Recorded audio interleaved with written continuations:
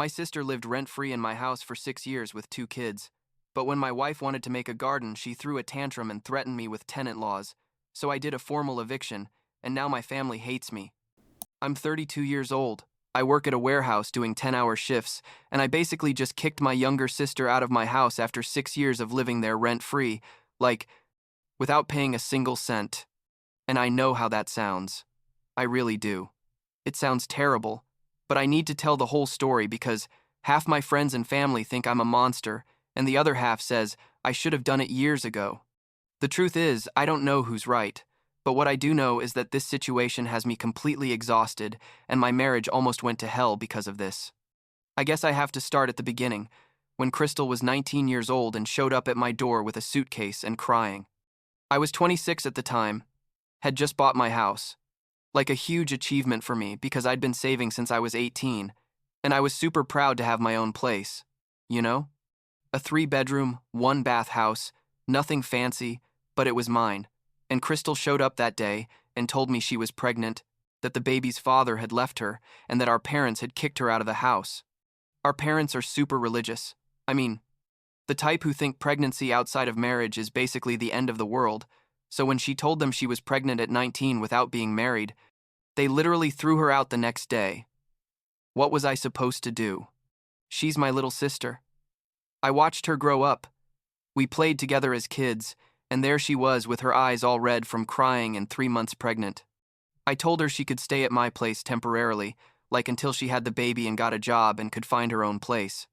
She hugged me and thanked me like 1,000 times and said it would only be for a few months, that she didn't want to be a burden.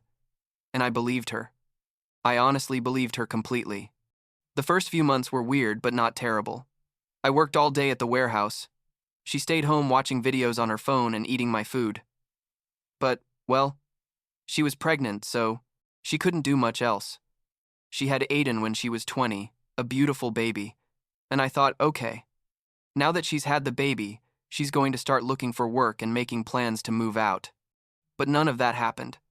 Crystal said she couldn't work because she had to take care of Aiden, that she had no one to watch him, that daycare was super expensive, basically every excuse in the world. And look, I understand that being a single mother is hard. I'm not an idiot, but she wasn't even trying. I suggested she look for part-time jobs at night when I'd be home and could watch Aiden, but she always had some excuse. That she was too tired, that she needed time for herself, that Aiden needed her at night. So the first year turned into 2 years, and then 3, and suddenly Crystal was pregnant again. Yes, again. With another guy she met online, who disappeared when he found out about the pregnancy. That's how Logan was born, like 4 years ago. By that point, I was basically supporting 3 people on my warehouse salary. Crystal got some government assistance, like food stamps and stuff, but she didn't pay rent, didn't pay utilities, contributed practically nothing to the house.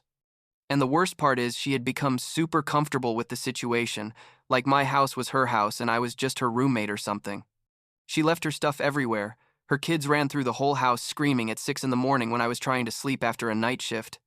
And if I said anything to her, she'd get defensive and say she had nowhere else to go.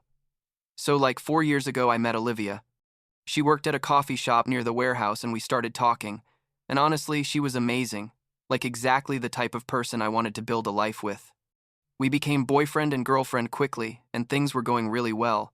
But there was an obvious problem, which was Crystal living in my house. At first, Olivia was super understanding, said she understood that I was helping my sister, that it was noble of me. But after a while, she started making subtle comments about how Crystal didn't seem to be making any effort to become independent, about how the kids had no discipline, about how the house was always a mess. Olivia and I got married like 2 years ago. We had a small wedding because we didn't have much money. Part of that was because I was paying for everything in my house, obviously. The Crystal was at the wedding, and everything was normal that day. But when I told Olivia to move in with me after we got married, that's when things really started getting weird.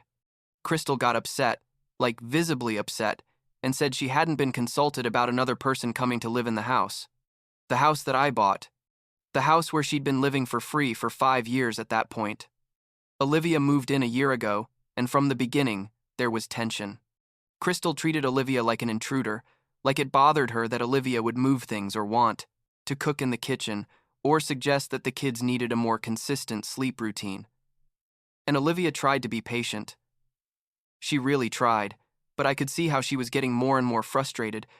We'd have conversations in our room where she'd tell me this couldn't go on forever, that we needed our own life, that we couldn't start a family. We wanted to have kids eventually, with Crystal and her 2 kids occupying 2 of the 3 bedrooms in the house. I knew Olivia was right, but I felt super guilty. Crystal is my sister, the kids weren't to blame for anything.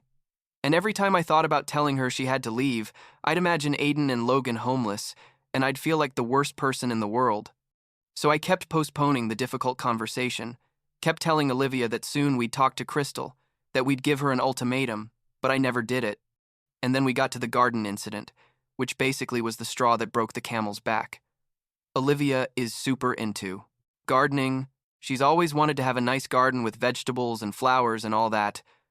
The front yard of my house was basically neglected grass and some dead plants. Nothing special. Olivia spent months planning this garden project, watching YouTube videos, buying seeds, making designs. And like 2 months ago, she told me she'd hired some contractors to come prepare the ground, like remove the old grass and put in new soil and make the spaces for planting. I told her that seemed fine to me because, well, it's my house and my yard, so if my wife wants to make a garden there, I don't see why she'd have to ask anyone's permission. But turns out Crystal and her kids used that front yard as a play area. Like the kids left their toys there and ran around on the grass and basically treated it like their personal park. Olivia didn't tell Crystal about the contractors because honestly, she didn't think she had to. And I didn't tell her anything either because I didn't think it was a big deal. The contractors showed up on a Saturday morning, like at 8, with their machines and tools and started removing the grass. I was at work, had a day shift that weekend, and Olivia was there supervising. Crystal came out of the house in pajamas with her hair all messy and started screaming at Olivia about what the hell was happening, why there were people destroying the yard where her kids played, that they hadn't been told anything. Olivia explained calmly that they were making a new garden, that the kids could play in the backyard, and that this had been planned for months. But Crystal wasn't having any of it. She started yelling at the contractors to stop, that this property wasn't just Olivia's, that she also lived there and had rights. The contractors looked at Olivia not knowing what to do, and Olivia told them to keep working, that she was the owner of the house along with me, and they had full authorization. Crystal literally started crying with rage and ran into the house, and Olivia thought that was the end of the drama. But then Pamela appeared, the neighbor next door who turns out was friends with Crystal. I have no idea when they became friends, but apparently Crystal spent a lot of time at Pamela's house drinking coffee and complaining about her life, and Pamela is one of those people who loves getting involved in other people's drama.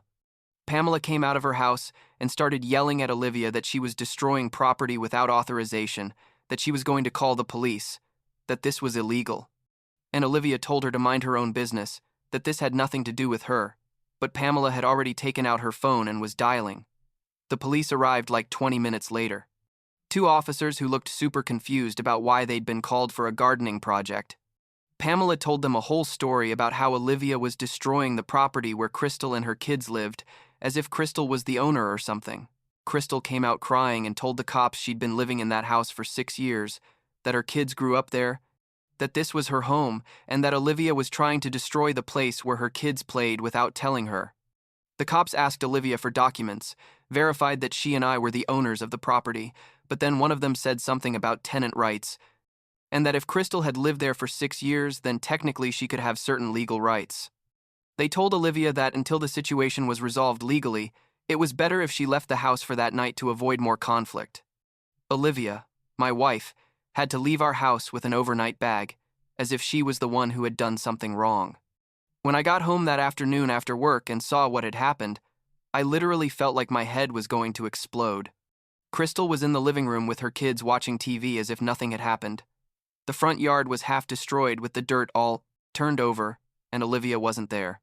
I called her and she told me the whole story from a hotel, and I could hear in her voice that she was broken, like on the verge of leaving me if I didn't do something drastic now. I went into the house and told Crystal we needed to talk. She looked at me with that victim face she always puts on, and said if I was going to yell at her for defending her kids. And I told her, Crystal, what the hell are you talking about? This is my house. I bought it, and Olivia is my wife. You've been living here free for 6 years. You don't pay rent. You don't pay utilities.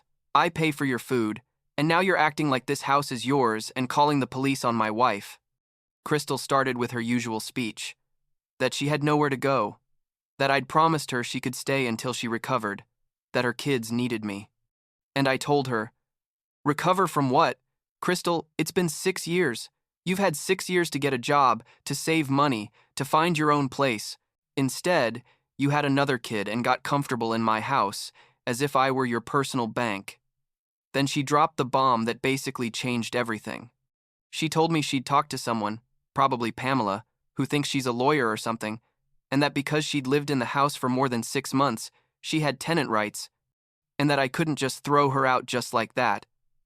That if I wanted her to leave, I'd have to do a formal eviction process and give her 60 days' notice. I couldn't believe it.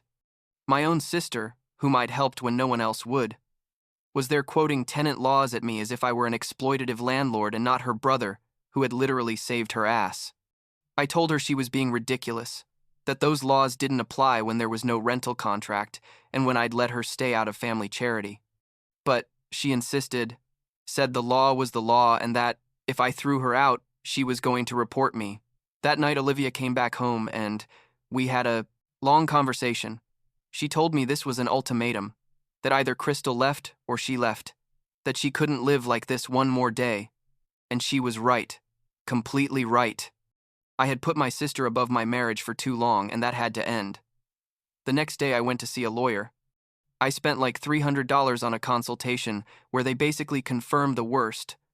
That Crystal technically was right about the tenant rights, that even without a formal rental contract, the fact that she'd lived there for so long gave her certain legal protections, and that if I wanted her to leave, I had to follow the formal eviction process with 60 days written notice. I felt sick, literally nauseous, but I did what I had to do. I drafted a formal eviction notice, gave it to Crystal in person with Olivia as a witness, and explained that she had 60 days to find another place. Crystal started crying, told me I was betraying her. What were her kids going to do? That I was just like our parents who had thrown her out pregnant. That hurt me like you have no idea. Because I never wanted to be like our parents. But I also knew this wasn't the same thing. That I'd helped her for 6 years, and that at some point there had to be a limit. The following weeks were absolute hell. Crystal dragged her feet with everything, didn't pack, didn't look for apartments, just complained to anyone who would listen about how terrible I was. Pamela next door started giving me death stares every time she saw me, and I knew Crystal had been telling her version of the story where I was the evil villain throwing out a single mother with 2 innocent kids. I tried to be reasonable. I gave her lists of affordable apartments, offered to help her with the deposit for the first month, told her I'd help her pack and move. But she just got angrier and said, I was trying to wash away my guilt with money. I couldn't win. Literally, no matter what I did, she was going to be angry. Like 5 weeks into the notice, Crystal finally started packing. She found a 2-bedroom apartment like 20 minutes from my house. It wasn't luxurious, but it was decent, and she could afford it with her government assistance if she got at least a part-time job. I offered to help her with moving expenses, and she accepted reluctantly, like as if I owed her that after 6 years of living for free. On the deadline day, exactly 60 days after the notice, Crystal moved out. I helped her load boxes, move the furniture she'd accumulated, which was originally mine, but I let her have it so she'd have something at her new place. And the whole time she ignored me, didn't talk to me, only talked to the kids telling them to pack their toys. Aiden, who's like 6 years old now, asked me why they had to leave, and I didn't know what to tell him. I told him something like, sometimes people need their own space, trying not to make his mom look bad in front of him. When they finally left, the house felt weird, like too empty and quiet after 6 years of having kids running around everywhere. Olivia was relieved, obviously, and started making plans to redecorate everything, to make the other 2 rooms an office and eventually a room for our future child. She finished her garden in the front, and it turned out beautiful, with tomatoes and squash and flowers everywhere. I should feel happy, right? I should feel free. But the truth is, I feel like crap. Crystal doesn't talk to me. She blocked my number after moving out. My parents, who ironically do talk to Crystal now and then, told me I was too hard on her, that I should have been more patient. Some of my friends say I did the right thing, that 6 years is more than enough time to help someone. Others think I'm a monster for throwing out my sister and my nephews. Last week, Aiden turned 6. They didn't invite me to the party. I saw photos on Facebook that Pamela had posted. Everyone happy eating cake at Crystal's new apartment. And it hurt. Like it really hurt. Seeing those kids, I practically helped raise acting. Like I don't exist. I don't know if Crystal told them I'm the bad guy in the story or what, but clearly, I'm no longer part of their lives. Olivia tells me I did the right thing, that Crystal was taking advantage of me and that I had to prioritize our marriage. And I know she's right. I know it in my head, but my heart still feels guilty every time I think about those kids. It wasn't their fault to be in the middle of all this. They didn't ask for any of this.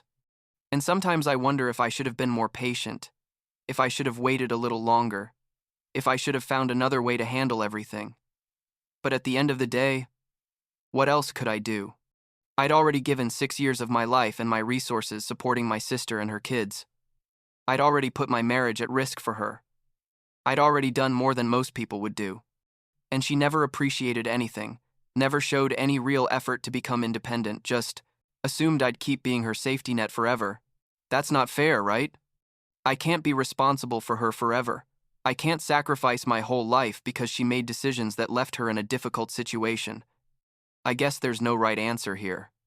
Family is complicated, like super complicated, and sometimes there's no way to do things where everyone comes out happy. I did what I thought was best for my marriage and for my future, and maybe with time Crystal will understand, or maybe not. Maybe someday, Aiden and Logan will understand that I tried to help as much as I could, or maybe they'll hate me forever. I don't know.